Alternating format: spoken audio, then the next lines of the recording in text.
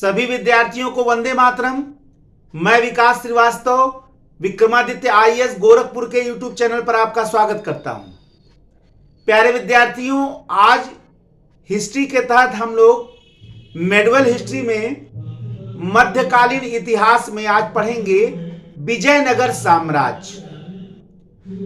भारत के मध्यकालीन इतिहास का एक ऐसा काल, एक ऐसा साम्राज्य जिसने अपने समृद्धि से, अपने संसाधनों से और अपने विस्तृत साम्राज्य से अपने समकालीन समस्त राज्यों को अभिभूत कर दिया, प्रभावित कर दिया।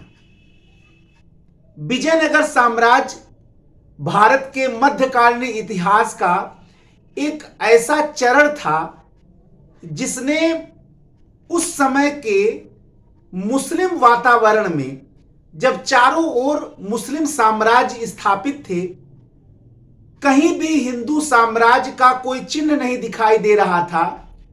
प्राचीन इतिहास या प्राचीन राजनीतिक राजवंश लगभग समाप्त हो चुके थे। कहीं भी प्राचीन तत्व दिख नहीं रहे थे।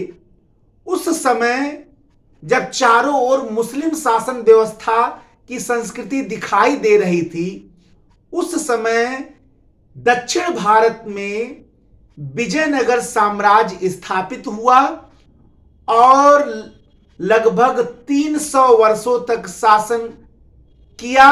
और उस शासन के दौरान उसने उन तमाम प्राचीन हिंदू संस्कृति को पुनः उजागर कर दिया, पुनः स्थापित कर दिया, जो लगभग समाप्त प्राय हो चुके थे। भारत के इतिहास में विजयनगर साम्राज्य अपने कार्यों, अपने साम्राज्य, अपनी प्रशासनिक व्यवस्था, अपना सामाजिक जीवन और अपने विजय युद्धों के कारण अफारगाटन अंपायर, यानी एक ऐसा साम्राज्य जिसको भूला नहीं जा सकता है, के नाम से जाना जाता है, ए फॉरगॉटन अंपायर। रॉबर्ट सीवल ने एक किताब अफारगाटन अंपायर विजयनगर साम्राज्य में विजयनगर साम्राज्य के बारे में विस्तार से वर्णन किया है और उसकी भूरी भूरी प्रशंसा की है। तो आइए आज हम लोग इसी विजयनगर साम्राज्य के बारे में पढ़ते हैं और देखते हैं कि मध्यकालीन वातावरण में विजयनगर साम्राज्य किस प्रकार से स्थापित हुआ, किस प्रकार से विस्तृत हुआ और किस प्रकार से उसने अपने प्रशासनिक, सांस्कृतिक, सामाजिक, आर्थिक, राजनीतिक मानकों को स्थापित किया, जिसने उसे अफारगाटन अंपायर यानी न भुलाने वाले साम्राज्य के रूप में स्थापित कर दिया। 1336 में हरिहर और बुक्का नामक दो भाइयों ने मोहम्मद बिन तुगलक के काल में विजयनगर साम्राज्य की स्थापना की थी। हरिहर और बुक्का उस समय काम्पिल्य, जो दक्षिण का काम्पिल्य राज था, वहां मंत्री थे। उसके पहले कहा जाता है वारंगल के शासक प्रताप रुद्रदेव के वहां मंत्री थे और प्रताप रुद्रदेव के बाद जब वारंगल पर तुगलकों का अधिकार हो गया तो वो काम्पिल्य चले गए। और कहा जाता है कि जब काम्पिल्य पर मोहम्मद बिन तुगलक का विजय हुआ तो इन दोनों भाइयों को, जो उस समय काम्पिल्य में मंत्री थे, उनको पकड़कर वापस उत्तर भारत लाया गया। यानी मोहम्मद बिन तुगलक ने अपने साथ उसको उत्तर भारत लाया।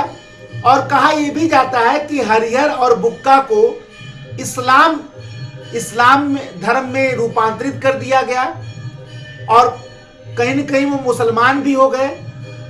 लेकिन दक्षिण भारत में उस समय बहुत विद्रोह हो रहा था। मोहम्मद बिन तुगलक के काल में सबसे ज्यादा, सल्तनत काल में विद्रोह भी हुए हैं और सबसे ज्यादा दक्षिण भारत में भी हुए हैं। तो उन्हीं में से किसी विद्रोह को दबाने के लिए इन दोनों भाइयों को, हरिहर और बुक्का को, पुनः दक्षिण भारत भेजा गया।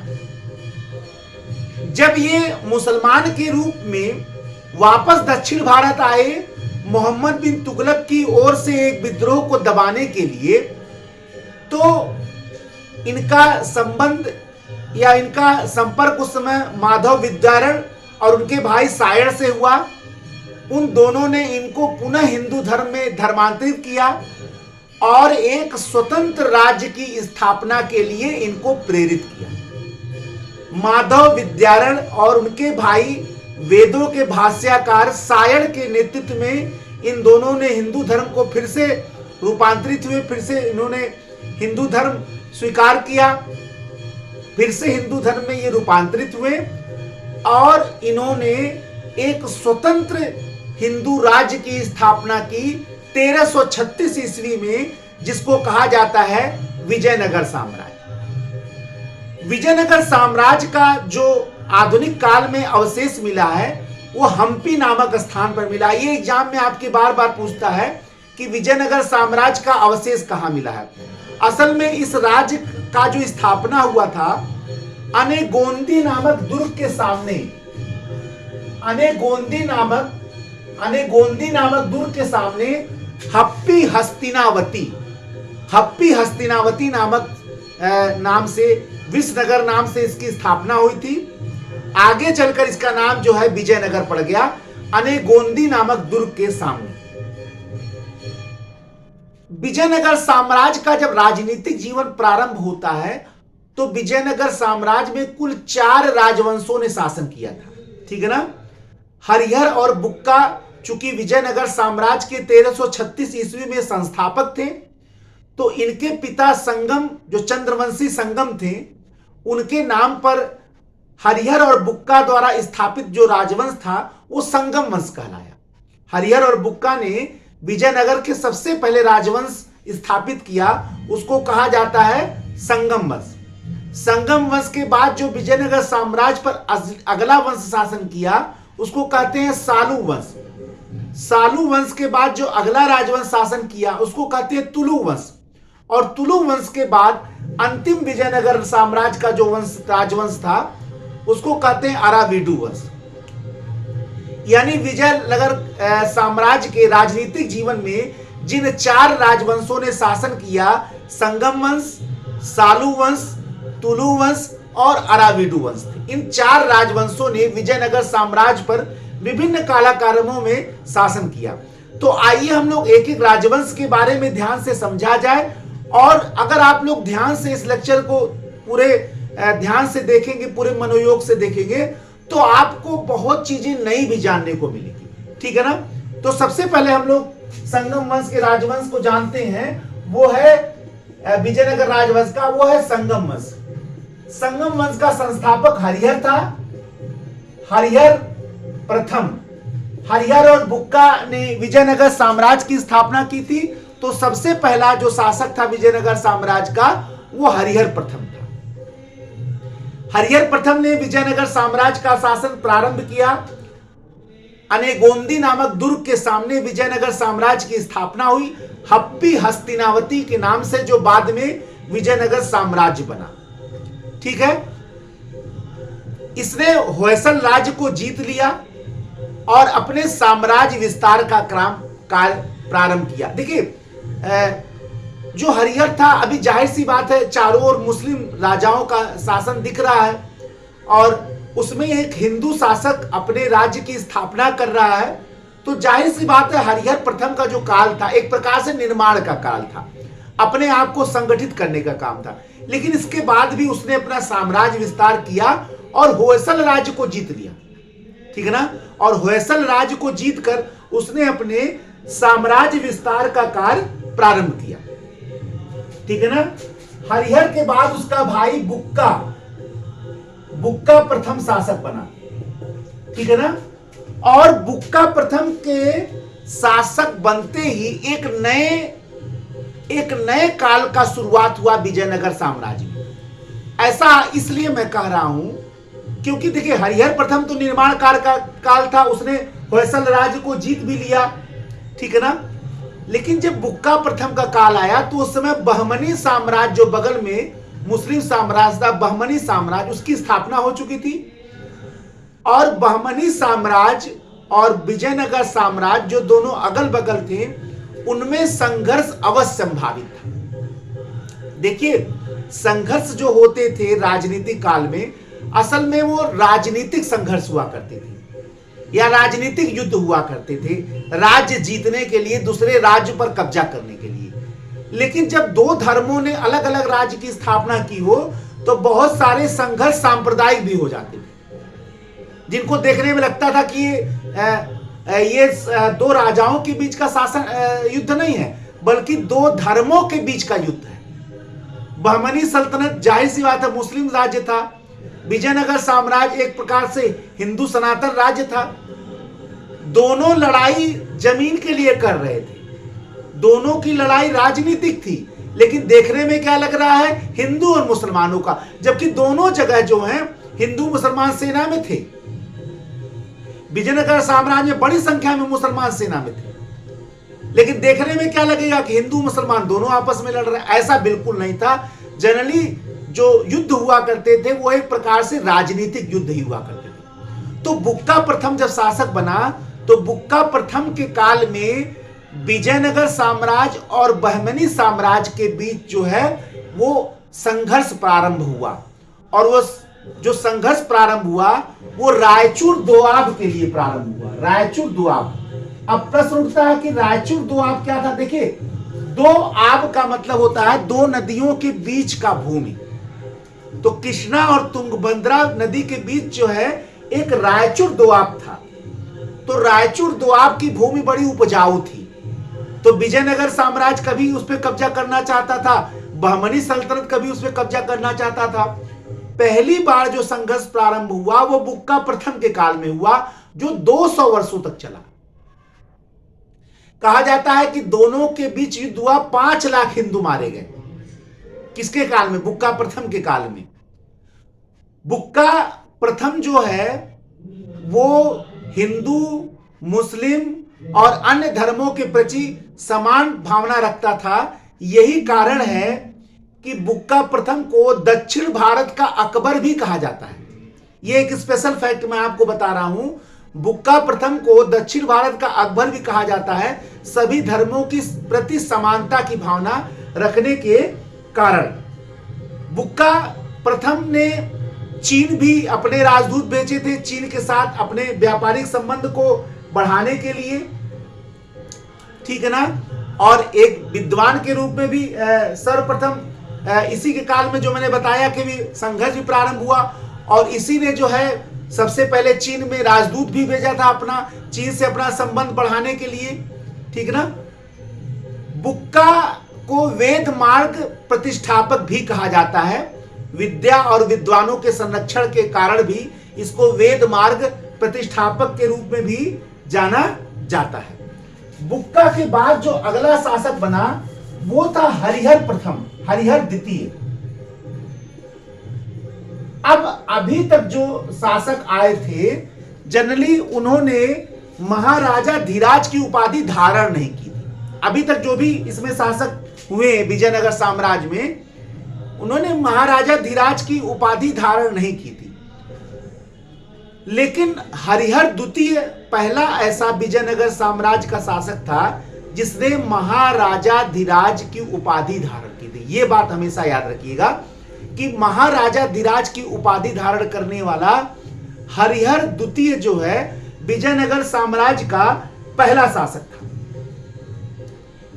और हरिहर द्वितीय ही विजयनगर साम्राज्य का पहला शासक था जिसने श्रीलंका पर आक्रमण किया और श्रीलंका से कर वसूल किया। ये बहुत इंपॉर्टेंट फैक्ट मैं आपको बता रहा हूं कि श्रीलंका पर आक्रमण करने वाला हरिहर द्वितीय जो है विजयनगर साम्राज्य का पहला शासक था और उससे कर भी वसूल किया।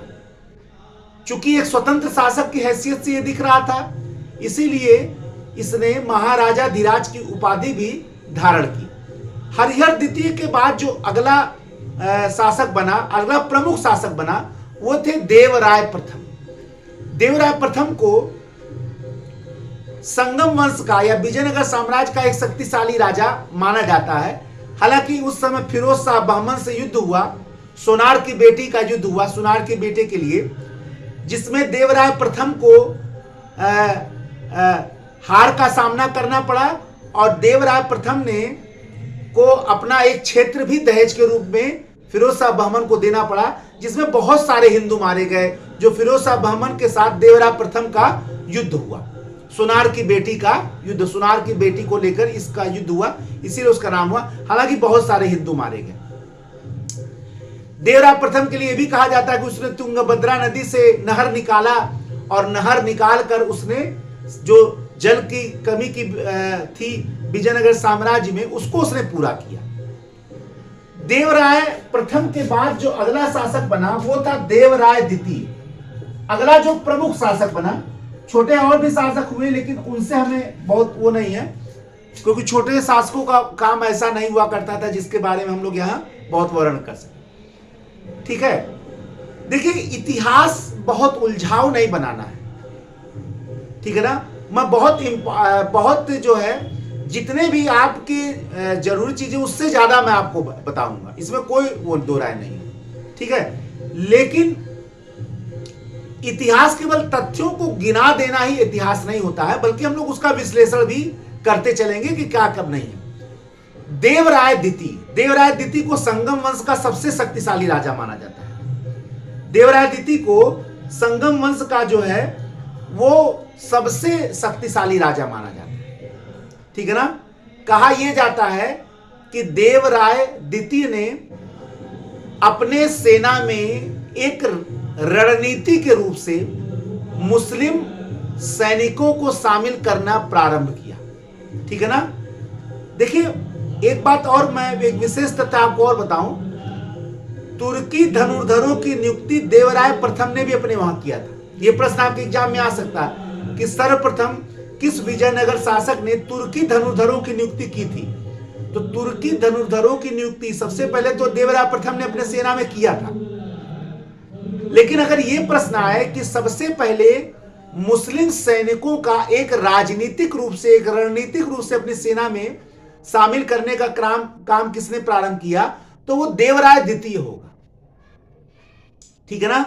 तो अगर एग्जाम में आपके ये पूछता कि सबसे पहले रणनीतिक रूप से मुस्लिम सैनिकों को अपनी सेना में भर्ती करने का काम किस विजयनगर सम्राट ने प्रारंभ किया, तो उत्तर होगा देवराय द्वितीय। इसीलिए देवराय द्वितीय की सेना जो है वो उस समय संगम वंश की एक शक्तिशाली सेना बन गई, ठीक है ना। देवराय द्वितीय ने मुसलमानों को जागीरें दिया, उनको मस्जिद बनाने का अधिकार दिया। यहां तक कि यह भी कहा जाता है, एक प्रश्न आपके एग्जाम में आता है कि विजयनगर साम्राज्य का वह कौन सा शासक था जिसने मुसलमानों को अपनी सेना में भर्ती प्रारंभ किया, उनको जागीरें दी, मस्जिद बनाने का अधिकार दिया और अपने सिंहासन के सामने कुरान की एक प्रति रखता था, सम्मान की भावना देने के लिए कुरान को। तो उत्तर होगा देवराय द्वितीय। यानी आप अंदाजा लगा सकते हैं कि देवराय द्वितीय जो है वो एक सांप्रदायिक सहिष्णु शासक था, जिसके मन में केवल सनातन धर्म के ही प्रति नहीं अपितु मुस्लिम धर्म के प्रति भी समानता की भावना थी। इसीलिए उसने मुसलमानों को भी नियुक्ति किया, बड़ी संख्या में रणनीतिक आधार पर नियुक्ति किया, ठीक है ना। इसके अलावा विद्वान भी था, महानाटक शुद्धि निधि की रचना भी की, ब्रह्मसूत्र पर टीका भी लिखा।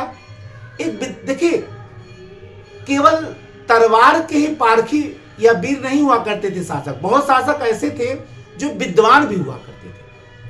तो देवराय द्वितीय उन्हीं शासकों में से एक था जिसने महानाटक शुद्धि निधि की रचना भी की और ब्रह्मसूत्र पर टीका भी लिखा।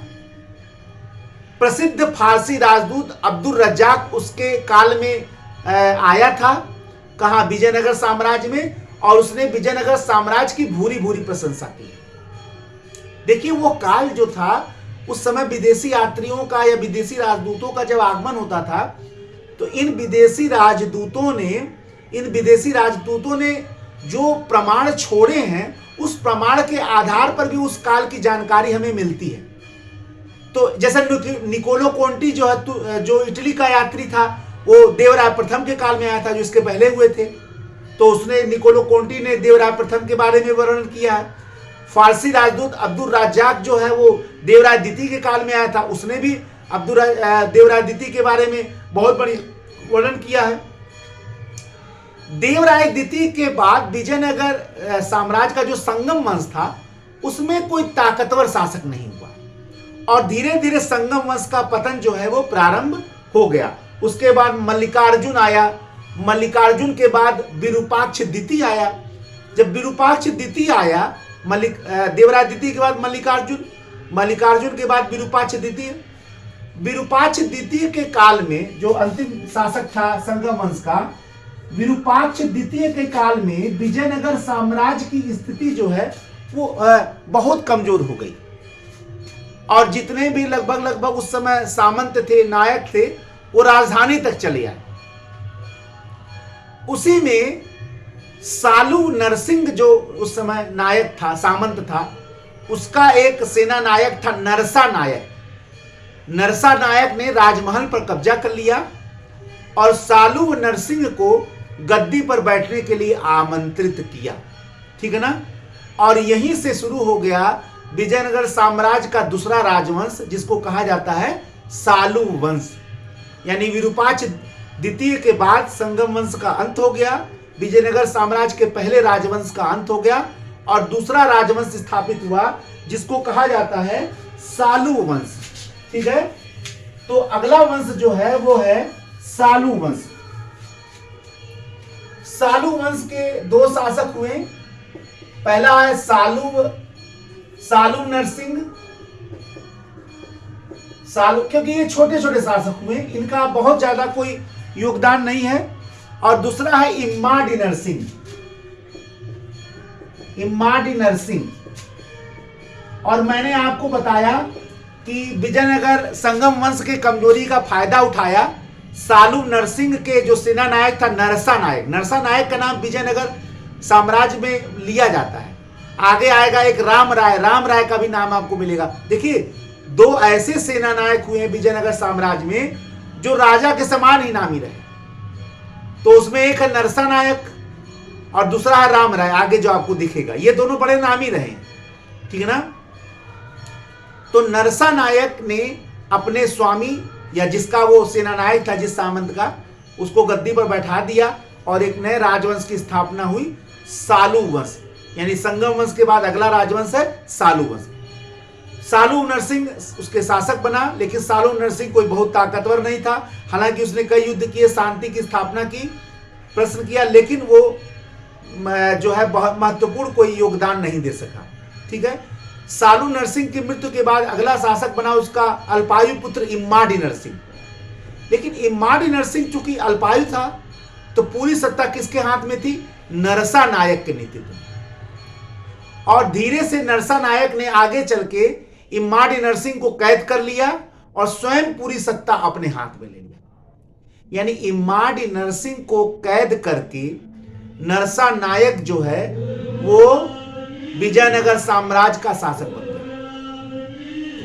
और आपको यह भी जानकर आश्चर्य होगा कि नरसा नायक ने बहुत सारे सैनिक अभियान किए और हर में विजय अभियान किया। चोल हो, चाहे पांड्य हो, चाहे चेर हो, सभी को विजयनगर साम्राज्य की अधीनता स्वीकार करने के लिए मजबूर किया। कई सारे किले जीत लिए। इसका मतलब यह हुआ कि भले ही सालू वंश एक कमजोर राजवंश रहा, कोई बहुत ताकतवर या महत्वपूर्ण राजवंश नहीं रहा, लेकिन जब नरसा नायक गद्दी उस राजवंश में बैठा, हालांकि वो अधिकृत राजा तो नहीं था, अधिकृत शासक तो नहीं था, लेकिन इसके बाद भी जब उसके हाथ में सत्ता आ गई पूर्ण रूप से, तो उसने क्या किया कि चारों ओर अभियान किया और सभी लगभग अपने समकालीन राजवंशों को परास्त भी किया और विजयनगर साम्राज्य की अधीनता भी स्वीकार की। ठीक है ना। लेकिन नरसा नायक के ही काल के अंतिम चरण में नरसा नायक का पुत्र था वीर नरसिंह। ठीक है ना।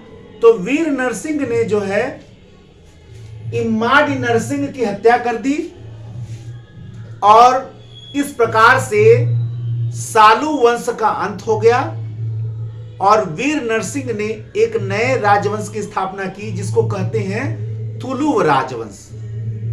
ठीक है ना। अब ऐसा है कि इम्माडी नरसिंह तो वैसे ही कैद में था, किसके, नरसा नायक के, और नरसा नायक के पुत्र वीर नरसिंह ने उसकी हत्या कर दी और स्वयं शासक बन बैठा। तो एक नया राजवंश वीर नरसिंह ने स्थापित किया जिसको कहते हैं तुलुव वंश। विजयनगर साम्राज्य का जो तीसरा राजवंश है वो है तुलुव राजवंश। तुलुव राजवंश का जो पहला शासक था वो है वीर नरसिंह। वीर नरसिंह ने इम्माडी नरसिंह की हत्या कर दी और एक नए राजवंश की स्थापना की जिसको कहते हैं तुलुव राजवंश।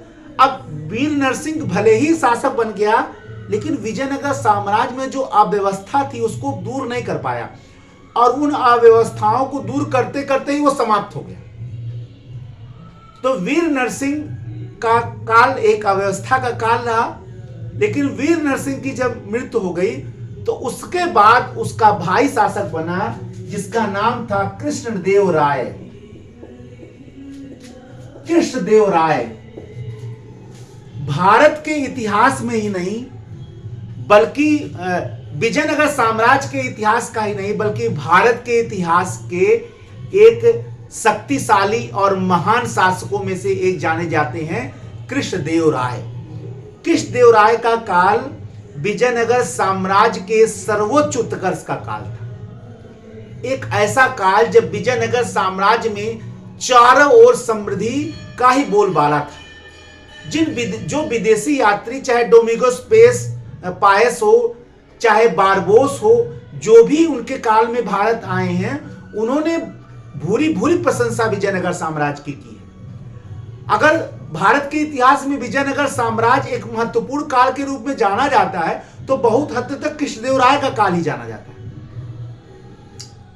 कहा जाता है कि बाबर ने अपने आत्मकथा तुझके बाबरी में लिखा है कि भारत का सबसे शक्तिशाली राजा दक्षिण भारत में राज करता है और वो कौन थे, कृष्णदेव राय। यानी कृष्णदेव राय को बाबर ने माना है भारत का सबसे शक्तिशाली शासक। इसी से आप अंदाजा लगा सकते हैं कि कृष्णदेव राय की महानता और शक्ति का। इसके बाद कृष्णदेव राय ने तो अपना विजय अभियान, गत शासक बनने के बाद उन्होंने अपना विजय अभियान शुरू किया। बीजापुर के शासक आदिल शाह को हराया, बीदर पर आक्रमण किया और बीदर पर आक्रमण करके जो मुस्लिम शासक था महमूद शाह को, जो बहमनी सल्तनत का सुल्तान था, उसको बीदर के कब्जे से छुड़ाया और पुनः गद्दी पर बैठाया बीदर के। और यवन राज स्थापनाचार, अब देख लीजिए, चाहते तो उस पर कब्जा करके और अपनी सत्ता स्थापित करते थे, लेकिन उन्होंने कब्जे से छुड़ाया इस्माइल शाह के और महमूद शाह को पुनः गद्दी पर बैठाया, जो बहमनी का सुल्तान था उस समय। ठीक है ना। महमूद शाह को गद्दी पर बैठाकर उन्होंने उपाधि का धारण की यवन राज स्थापनाचार। बीदर पर अटैक किया, जेल से छुड़वाया और पुनः गद्दी पर बैठाकर महमूद शाह को यवन राज माने विदेशी राज, यवन राज स्थापनाचार की उन्होंने उपाधि प्राप्त की। ये उनकी महानता थी और सहिष्णुता भी थी। उसमें ये नहीं देख रहे थे कि हम स्वयं जाके गद्दी पर बैठे, उन्होंने उसको पुनः स्थापित करवाया और यवन राज स्थापनाचार की उपाधि। और कोई शासक होता तो शायद अपना कब्जा कर लेता, लेकिन उन्होंने ऐसा नहीं किया। उड़ीसा के गजपति शासक को उन्होंने 4 बार हराया, इतना बार हराया कि वो पागल हो गया और उसने क्षमा मांगा कि भैया अब आपसे युद्ध नहीं कर पाएंगे। इस प्रकार से अपने यहां फिर उन्होंने बीजापुर आक्रमण किया और आदिल शाह को परास्त करके गुलबर्गा के किले को ध्वस्त कर दिया। इस प्रकार कृष्णदेव राय ने अपने समकालीन लगभग सभी राजवंशों को परास्त करके अपने शक्ति और पराक्रम का परिचय दिया और एक शांतिपूर्ण एक छत्र शासन की स्थापना की, जो उस समय अपने समृद्धि में केवल दक्षिण भारत ही नहीं बल्कि पूरे भारत का सर्वोच्च समृद्ध और शक्तिशाली शासन के व्यवस्था के रूप में था। तभी तो बाबर ने उसकी भूरी भूरी उनकी प्रशंसा की है। कृष्णदेवराय केवल तलवार के ही शक्तिशाली नहीं थे बल्कि विद्वान भी थे। इसीलिए उन्होंने तेलुगु के विद्वानों की एक मंडली ही अपने वहां रखी थी जिनको अष्टदिग्गज कहा जाता है। अष्टदिग्गज कौन थे? 8 विद्वानों के समूह थे। और ये 8 विद्वान किसके दरबार में थे? कृष्णदेवराय के दरबार में। यानी कृष्णदेवराय के दरबार में 8 विद्वानों की एक मंडली रहती थी जिसको अष्टदिग्गज कहा जाता था।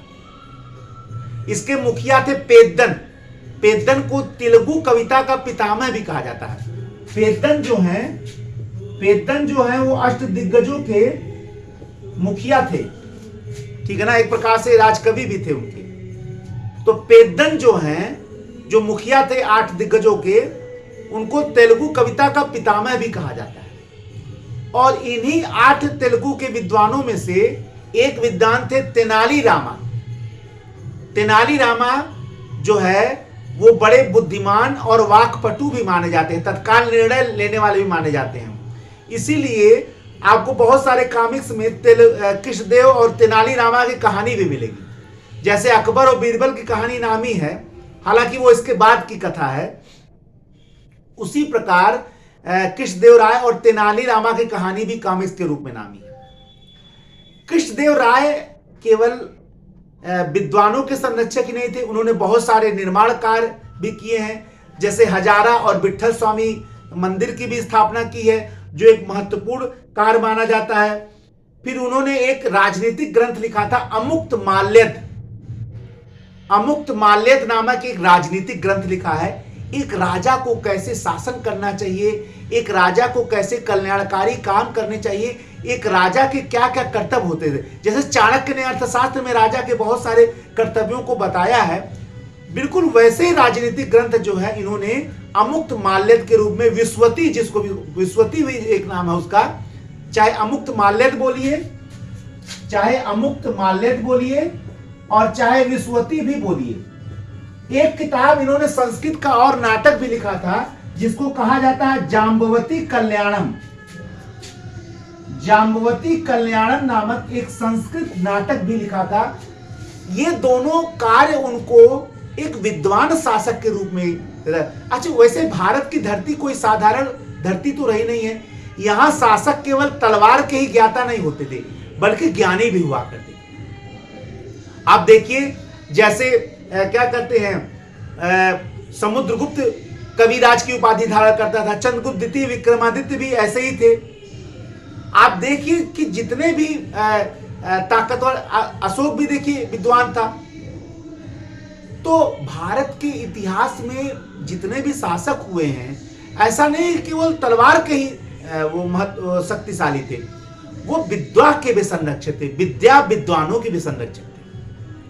जब भोज परमार शासक भोज की मृत्यु हुई तो कहावत ही उनके लिए हो गया कि निरावलंबा सरस्वती, कि सरस्वती जो है, जब परमार शासक भोज, जिनके लिए कहावत था कहां राजा भोज कहां गंगू तेली, तो परमार वंश के शासक भोज की जब मृत्यु हुई तो एक कथा ही प्रचलित होगी, निरावलंबा सरस्वती, यानी सरस्वती भी निराश्रित हो गई। ठीक है ना। उनके एक कहावत भी आता है कि किस शासक के मृत्यु के बाद माना जाता है कि सरस्वती भी निराश्रित हो गई। तो शासक, भारत के इतिहास में ऐसे शासक हुए हैं कि जो केवल तलवार के ही, यानी केवल शस्त्र के पूजक नहीं थे बल्कि शास्त्र के भी पूजक थे, शास्त्र के भी विद्वान थे, शास्त्रज्ञ थे। ठीक है ना। तो उन्हीं शासकों में से एक नाम आप देख सकते हैं, विजयनगर के महानतम शासक कृष्णदेव राय। कृष्णदेव राय के बाद छोटे छोटे शासक हुए जैसे अच्युत देव राय, और अच्युत देव राय के बाद अगले शासक हुए सदाशिव राय। देखिए, सदाशिव राय के काल आते आते विजयनगर साम्राज्य का जो तुलु वंश था उसकी शासन व्यवस्था धीरे धीरे कमजोर होने लगी और सत्ता जो है उसके सेना नायक राम राय के हाथ में आ गई। मैंने बताया था कि राम राय और नरसा नायक दो नायक ऐसे हुए विजयनगर साम्राज्य के जो बड़े नामी हुए। तो सदाशिव राय के काल में सत्ता जो हाथ में किसके आ गई? राम राय। और राम राय की गलती थी, वो उसने दक्षिण भारत के जो विभिन्न राजवंश थे, चाहे वो बीजापुर हो, चाहे वो गोलकुंडा हो, चाहे अहमदनगर हो, चाहे बीदर हो, चाहे बरीद हो, सबके बीच उसने उनके निजी जीवन में, राजनीतिक जीवन में हस्तक्षेप करना उसने प्रारंभ कर दिया।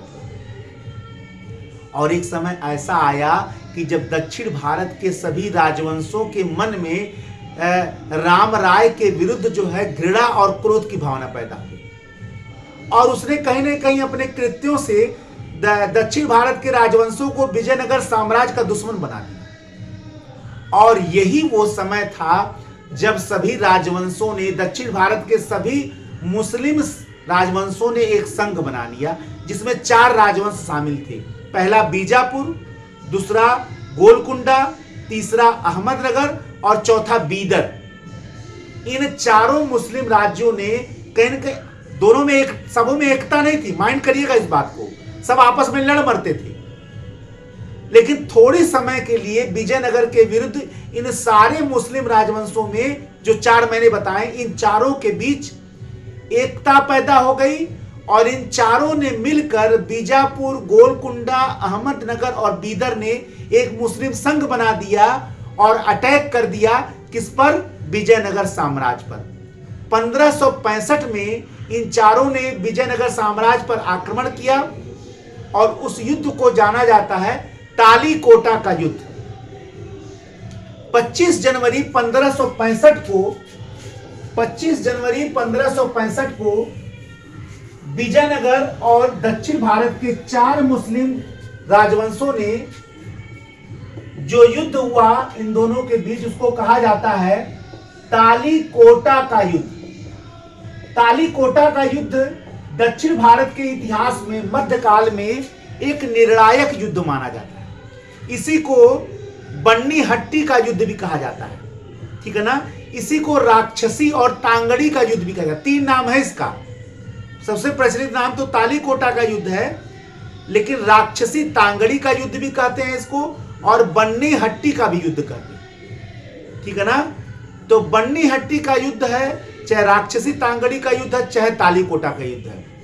चारों मुस्लिम राजवंशों ने इसमें विजयनगर साम्राज्य को बुरी तरीके से परास्त किया, और कहा जाता है एक प्रकार से विजयनगर साम्राज्य का पतन प्रारंभ हो गया। लगभग पतन हो गया।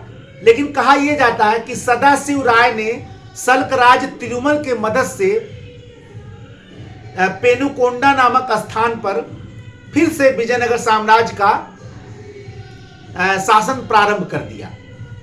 लेकिन अब वो ताकत नहीं रहा।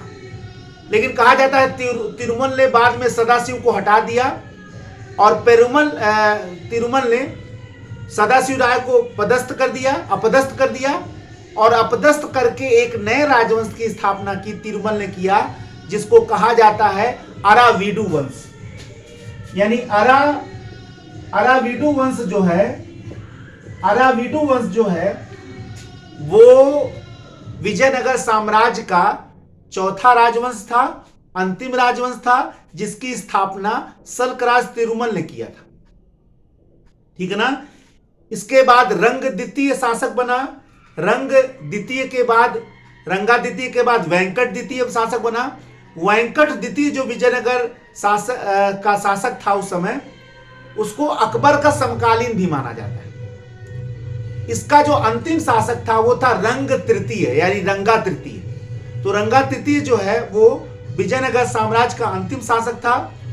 उसके बाद लगभग सभी राजवंशों ने अपनी जो स्थानीय राजवंश हुआ करते थे, उनको आप सामंत कह सकते हैं। तो सभी सामंतों ने, चाहे वो मैसूर हो चाहे अन्य, सबने अपनी स्वतंत्रता घोषित कर दी, और विजयनगर साम्राज्य का पतन हो गया। यानी विजयनगर साम्राज्य के राजनीतिक जीवन में कुल 4 राजवंशों ने शासन किया। पहला संगम वंश, दूसरा सालू वंश, दूसरा तुलु वंश, और चौथा जो है वो है अराविडु वंश, जिसकी स्थापना पेनुकोंडा नामक स्थान पर सलकराज तिरुमल ने किया था। ये 4 राजवंश हो गए। इसमें सबसे शक्तिशाली शासक कृष्णदेव राय थे, जो तुलु वंश के शासक थे, जिसने विजयनगर साम्राज्य की समृद्धि को दूर दूर तक फैलाया। ठीक है ना। कहा यह भी जाता है कि उन्होंने पुर्तगालियों से भी मित्रता स्थापित की। पुर्तगालियों को भटकल में उन्होंने दुर्ग बनाने या कारखाना बनाने का अनुमति भी दिया। इसलिए दिया था क्योंकि ताकि जो पुर्तगालियों से घोड़े का व्यापार है वो नियमित हो सके, क्योंकि घोड़े का जो व्यापार है उस समय वो महत्वपूर्ण था और सारे युद्ध वगैरह जो है वो घोड़े के आधार पर ही हुआ करते थे। यही कारण है कि विजयनगर साम्राज्य के जो शासक कृष्णदेव राय थे, उन्होंने घोड़े के व्यापार को नियमित करने के लिए ही इस कार्य को किया था। पुर्तगालियों से मित्रता स्थापित की थी और इसी कारण से उन्होंने पुर्तगालियों से, जो पुर्तगाली गवर्नर उस समय अल्बुकर्क था, उससे मित्रता स्थापित करके उनको भटकल में एक दुर्ग बनाने की भी अनुमति प्रदान की थी। ये तो मैंने राजनीतिक इतिहास बता दिया। अब आइए ये देखा जाए कि विजयनगर साम्राज्य का जो शासन व्यवस्था कैसा था। देखिए, इतना बड़ा जो साम्राज्य स्थापित हुआ था विजयनगर काल का, तो जाहिर सी बात है कि उसमें महत्ता तो रही होगी, उसकी शासन व्यवस्था महत्वपूर्ण तो रही होगी। और शासन व्यवस्था जितनी ताकतवर होती है उतना ही उस साम्राज्य में समृद्धि होती है। तो विजयनगर साम्राज्य का शासन कैसा रहा होगा, शासन व्यवस्था कैसी रही होगी, कौन मंत्री रहे होंगे, कौन अधिकारी रहे होंगे, इन्हीं के बारे में जाना जाए। फिर उनका सामाजिक जीवन कैसा था, उनका आर्थिक जीवन कैसा था, धार्मिक जीवन कैसा था, ये सारी चीजों को हम लोग क्रमबद्ध देखते हैं और समझने का प्रयत्न करते हैं, क्योंकि एग्जामिनेशन में यहां से प्रश्न बहुत आते हैं। तो विजयनगर शासन के शासन व्यवस्था में या विजयनगर काल की कल्चर आप मान लीजिए इसको, क्योंकि किसी भी चीज का अध्ययन संस्कृति के रूप में ही किया जाता है, चाहे वो राजनीतिक जीवन हो, चाहे वो आर्थिक जीवन हो, चाहे धार्मिक जीवन हो, आप पूरा कल्चर के अंदर में सबका अध्ययन कर सकते हैं। मनुष्य सुबह से लेकर शाम तक जो भी करता है, केवल उससे आप धर्म, कला, साहित्य को ही नहीं ले सकते हैं। मनुष्य के जीवन के प्रत्येक अंग जो है वो कहीं ना कहीं संस्कृति को ही परिलक्षित करता है, तो आप ले सकते हैं। ठीक है ना। तो सबसे पहले देखा जाए विजयनगर साम्राज्य की शासन व्यवस्था क्या थी। देखिए, विजयनगर साम्राज्य में राजा को राय कहा जाता था, सर्वोच्च पद राजा का था। और कृष्णदेव राय ने लिखा है, मूर्धाभिषिक्त राजा को हमेशा धर्म को ध्यान में रखकर ही शासन करना चाहिए। उन्होंने अपने ग्रंथ विश्वतीय में उन्होंने ये लिखा है, कृष्णदेव राय ने, कि प्रत्येक राजा को हमेशा धर्म को ध्यान में रखकर ही शासन करना चाहिए। ठीक है ना। तो सबसे पहली बात यह हो गई कि विजयनगर साम्राज्य के में राजा प्रमुख होता था जो धर्म को ध्यान में रखकर शासन करता था। भारत के इतिहास में, भारत की संस्कृति में धर्म कर्तव्य पालन भी होता है। जैसे चाणक्य के अर्थशास्त्र में चंद्रगुप्त मौर्य के लिए लिखा, प्रजा सुखम सुखम राज्ञा प्रजानाम च हिते हितम नामत्व प्रियम हितम राज्ञा प्रजानाम तु प्रियम हितम। यानी प्रजा के सुख में ही राजा का सुख है, प्रजा के भलाई में ही राजा की भलाई है। राजा को जो लोगों अच्छा लगे वो हित कर नहीं है, बल्कि प्रजा को जो अच्छा लगे वो हित करे। यही चीज कहीं ना कहीं कृष्णदेव राय भी कहने का प्रयत्न कर रहे थे कि मूर्धाभिषिक्त राजा को हमेशा धर्म को ध्यान में रखकर, अपने कर्तव्य को ध्यान में रखकर शासन करना चाहिए। राजा सर्वोच्च था चूंकि राजतंत्र था। दूसरे नंबर पे युवराज का पद आता था। ठीक है ना। युवराज का जब राज्याभिषेक होता था तो बड़ा आयोजन हुआ करता था। इसके अलावा एक मंत्री परिषद भी था। मंत्री परिषद में कुल 20 सदस्य होते थे और जिसका मुखिया जो होता था वो महाप्रधानी आज का प्रधानमंत्री है। यानी जो प्रधानमंत्री था उस समय क्या कहलाता था, महाप्रधानी।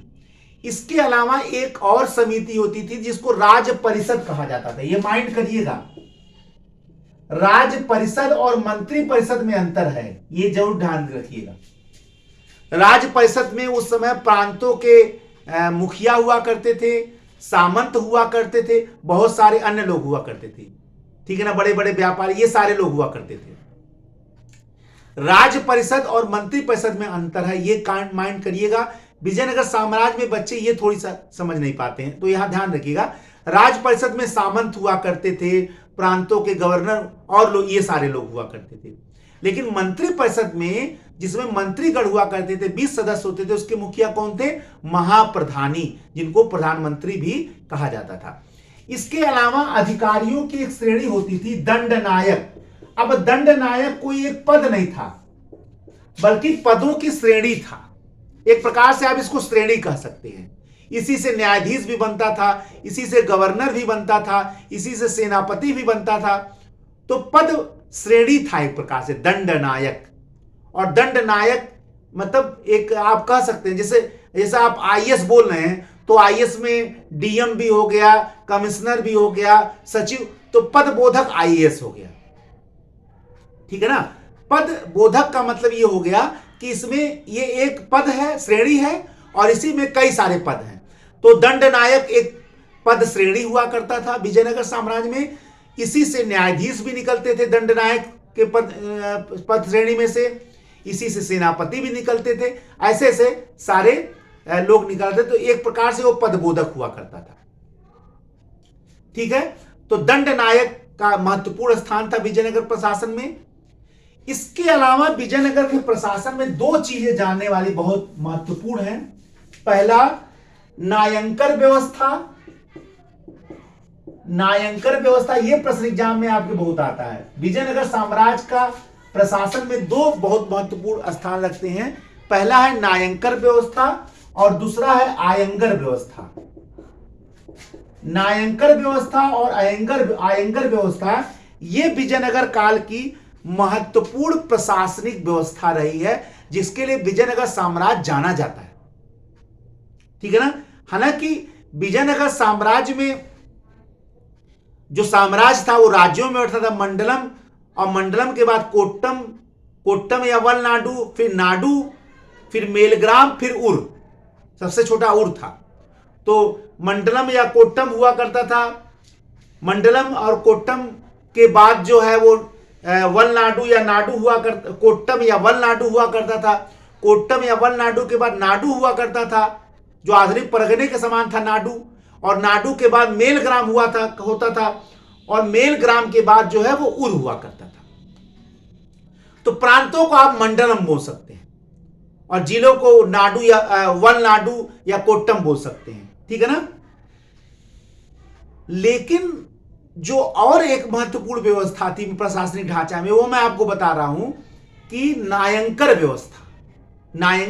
नायंकर और आयंगर व्यवस्था। देखिए, एक चीज हमेशा याद रखिए कि कोई भी साम्राज्य अगर समृद्धि के स्तर तक पहुंचता है, उत्कर्ष के स्तर तक पहुंचता है, तो उसका प्रशासनिक ढांचा बहुत मजबूत होता है। तो विजयनगर साम्राज्य का जो प्रशासनिक ढांचा था वो बहुत बढ़िया था, बहुत सशक्त था। और यही कारण है कि विजयनगर में 4 राजवंशों ने शासन किया है, लेकिन जो प्रशासनिक ढांचा था वो बहुत मजबूत था, उसमें परिवर्तन नहीं हो रहा था। इसीलिए 300 वर्षों तक वो विजयनगर साम्राज्य चलता रहा। ये कोई साधारण राजवंश नहीं था। अगर वो वर्षों तक चलता रहा तो उसके पीछे उसका प्रशासनिक ढांचा भी था, और उस प्रशासनिक ढांचा की जो विशेषताएं मैंने बताया कि ये थे, वो तो ठीक है। उसमें 2 महत्वपूर्ण ढांचा था, नायंकर व्यवस्था और आयंगर व्यवस्था। नायंकर, जो विजयनगर साम्राज्य के जो सेना नायक थे, ठीक है ना, उन सेना नायकों को जो है अमर नायक भी कहा जाता था। विजयनगर साम्राज्य में जो सेना नायक थे उनको नायक कहा जाता था। ठीक है ना। अब इन सेना नायकों को कुछ भूखंड दिया जाता था, जमीन भूखंड दिया जाता था, और इस भूखंड से उनका 2 कार्य था। पहला, इस भूखंड से जो आय हो उसका एक भाग राजा को भेजे, यानी केंद्र को भेजे। दूसरा, इस आय का जो अगला भाग है उससे राजा की सहायता के लिए एक सेना रखे। ठीक है ना। उससे राजा के सहायता के लिए सेना रखें, और समय पड़ने पर जब राजा युद्ध के समय बुलाए तो सेना सहित राजा के समक्ष जो है वो उपस्थित हो। तो सेना नायकों को, जिनको नायक कहा जाता था, वो उस भूखंड से जो उनको जमीन दी जाती थी उससे कुछ आय राजा को देते थे और कुछ आय से उस राजा के लिए सेना रखते थे। तो उनको जो भूखंड दी जाती थी उसको अमरम भूमि कहा जाता था। एक कई बार एग्जाम में प्रश्न आया है कि विजयनगर साम्राज्य में अमरम क्या था। तो अमरम जो है वो सेना नायकों को दी जाने वाली भूमि थी। अभी आगे मैं एक चीज आपको कॉन्सेप्ट बताने जा रहा हूं। तो सेना नायकों को दी जाने वाली भूमि थी, तो उस भूमि को अमरम कहा जाता था। और अमरम भूमि को रखने के कारण इन सेना नायकों को अमर नायक भी कहा जाता था। असल में जो विजयनगर साम्राज्य के सेना नायक थे, असल में एक प्रकार के सैनिक भू सामंत थे। ये डिजिनेशन याद कर लीजिए, सैनिक, ये महत्वपूर्ण है, सैनिक भू सामंत थे। ये सेना नायक के साथ साथ ये क्या थे, सैनिक भू सामंत थे, जिनको अमरम नामक भूमि दी जाती थी। इसीलिए इनको अमर नायक भी कहा जाता था, इसीलिए इनको पॉलीगिर भी कहा जाता था। पॉलीगिर भी याद रखिएगा, पॉलीगर भी कहा जाता था। और जब विजयनगर साम्राज्य के शासक कमजोर होते थे तो यही अमर नायक, जो विजयनगर शासन व्यवस्था के रीढ़ की हड्डी थे, ये अपनी स्वतंत्रता घोषित कर देते थे। और वैसे विजयनगर के पतन में इन्हीं के स्वतंत्र होना भी बहुत बड़ा कारण रहा है। विजयनगर साम्राज्य का जो पतन अंत में हुआ, ये सभी पॉलीगिर या सभी अमर नायक जो हैं अपनी स्वतंत्रता घोषित कर दी। तो ये हैं अमर नायक, या इसी को कहा जाता था नायंकर व्यवस्था, से जो नायकों की व्यवस्था थी जिनको अमर नायक है। और दूसरी है अयंगर व्यवस्था। तो आयंगर जो है, आयंगर भी अधिकारी थे। विजयनगर शासन व्यवस्था में गांव में 12 अधिकारियों की नियुक्ति की जाती थी, 12 सरकारी अधिकारियों की नियुक्ति की जाती थी। इन्हीं को आयंगर कहा जाता था। अब देख लीजिए, हर विजयनगर साम्राज्य का प्रशासनिक ढांचा देखिए, हर क्षेत्र पर केंद्र ने अपने अधिकारी बैठा रखे। भाई एक प्रकार से वो राजतंत्र था, और राजतंत्र जो है वो कानून व्यवस्था के स्थापित होने पर ही चलता है। कानून व्यवस्था सेना से स्थापित होती है। वो पुलिस स्टेट था ना, कोई लोकतंत्र तो था नहीं। तो पुलिस स्टेट में कानून व्यवस्था का संचालन कौन करता, सेना करती है। तो आप देख ही रहे हर जगह कहीं। तो 12 आयंगर जो बैठे थे वो सरकारी अधिकारी थे, और ग्रामीण शासन व्यवस्था का समस्त कार्य जो है यही आयंगर करते थे। तो विजयनगर साम्राज्य में आयंगर बड़ी महत्वपूर्ण। इसके अलावा राजस्व विभाग था, और राजस्व विभाग को 58 कहते थे। 58 या 58, 1/6 भाग जो है, 1/6 भाग कर की संख्या जो है वो शिष्ट होती थी। विजयनगर साम्राज्य में कर की संख्या शिष्ट होती थी। आय का 1/6 भाग जो है, उत्पादन का 1/6 भाग उस समय जो है कर, भूमि कर, भू राजस्व लिया जाता था। और आपको एक चीज और जानकर आश्चर्य होगा कि विजयनगर साम्राज्य में पुलिस विभाग का खर्चा जो है वो वैश्याओं पर लगाए गए कर से चलता था। बहुत इंपॉर्टेंट फैक्ट बता रहा हूं आपको। विजयनगर साम्राज्य में पुलिस विभाग का खर्चा जो है वो वैश्याओं पर लगाए जाने वाले कर से पुलिस विभाग का खर्चा चलता था। ये महत्वपूर्ण तथ्य मैं आपको बता रहा हूं। इसके अलावा विजयनगर साम्राज्य का सामाजिक जीवन भी महत्वपूर्ण था। चारों वर्णों में सबसे महत्वपूर्ण स्थान ब्राह्मणों का था। क्षत्रिय वर्ग का कहीं उल्लेख विजयनगर साम्राज्य में नहीं दिखता है। ठीक है ना। विजयनगर साम्राज्य में ब्राह्मण तो सर्वोच्च थे, लेकिन भारतीय सामाजिक व्यवस्था का जो दूसरा वर्ण है क्षत्रिय, वो विजयनगर साम्राज्य में उसका उल्लेख नहीं आया है। दूसरे स्थान पर सेट्टी या चेट्टी थे। सेट्टी या चेट्टी जो व्यापारी वर्ग थे, समस्त व्यापार जो है इन्हीं के हाथ में हुआ करता था। ठीक है ना। विजयनगर साम्राज्य निश्चित ही धार्मिक जीवन महत्वपूर्ण भी था, और विजयनगर साम्राज्य के धार्मिक जीवन में चूंकि राजा सनातनी हिंदू थे, तो जाहिर सी बात है हिंदू धर्म का वर्चस्व था। लेकिन इसके बाद भी मैंने आपको बताया कि विजयनगर साम्राज्य के शासक सहिष्णु शासक थे। उन्होंने मुसलमानों को भी जागीर दिया, मस्जिद बनवाने का अधिकार दिया, धर्म को मानने का अधिकार दिया। उनकी सेना में बड़ी संख्या मुसलमान थे, और धर्म के लोग भी विजयनगर साम्राज्य में महत्वपूर्ण स्थान रखते थे। यानी कोई सांप्रदायिक दुर्घटना उस समय नहीं हुआ करती थी। विजयनगर साम्राज्य के सामाजिक जीवन में धर्म का महत्व था। महानवमी जो है विजयनगर साम्राज्य का सबसे बड़ा त्योहार माना जाता था। बहुत धूमधाम से एक बड़े मंच पर इसका आयोजन भी किया जाता था और हर राजा उस समय अपना शक्ति प्रदर्शन भी करता था। तो महानवमी विजयनगर साम्राज्य का एक महत्वपूर्ण त्योहार रहा है। राजा पूरे धूमधाम से इस त्योहार को मनाया करता था। विजयनगर साम्राज्य में सिक्कों का भी प्रचलन था और सबसे बड़ा सिक्का जो है वो वाराह कहलाता था। ठीक है ना, जिसको पैगोडा आदि भी अन्य लोगों ने कहा है, लेकिन सबसे बड़ा सिक्का जो है वाराह का होता था। चांदी के छोटे सिक्के तार कहलाते थे। ठीक है ना।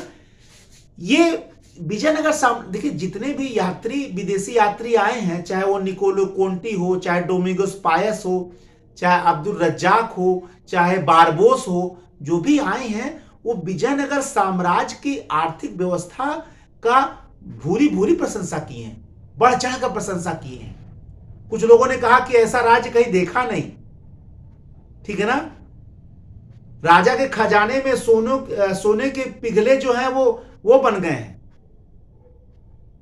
ठीक है। ये सारी चीजें उस यानी खजाने में एक प्रकार से सोना जमा के रखा गया है। तो जो भी लोग आए हैं उन्होंने बड़े अच्छे से प्रशंसा, उसकी समृद्धि की प्रशंसा की है। बहुत लोग, हाँ, लेकिन कुछ सामाजिक कुरीतियां भी थी, जैसे सती प्रथा भी था।